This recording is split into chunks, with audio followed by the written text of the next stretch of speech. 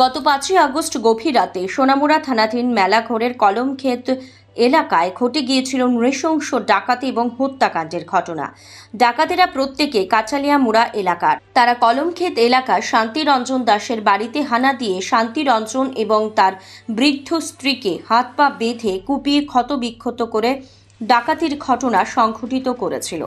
এমনকি ডাকাতেরা পরিচিত হওয়ার কারণে কোনো সাক্ষ্য প্রমাণ যেন না থাকে তার জন্য দুজনকেই কুপিয়ে মৃত ভেবে ঘরে লুটপাট চালিয়েছিল। কিন্তু সৌভাগ্যক্রমে এই হামলায় বেঁচে যায় মালতী দেবী।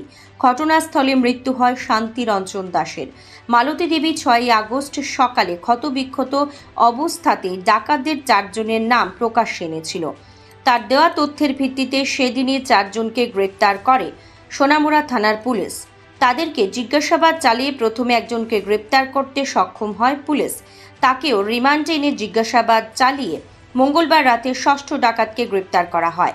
পুলিশ সূত্রে খবর, সে তার অপকর্মের কথা স্বীকার করেছে। ধৃতদের রিমান্ডে এনে জিজ্ঞাসাবাদ চালিয়ে বাকি ডাকাত দলের নামও ইতিমধ্যে জানতে পেরেছে পুলিশ।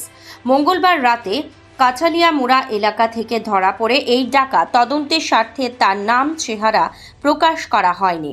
এই নৃশংস ডাকাতি এবং হত্যাকাণ্ডে জড়িত বাকিদেরকেও অতি শীঘ্রই জালে তোলা হবে বলে পুলিশের পক্ষ থেকে জানানো হয়েছে।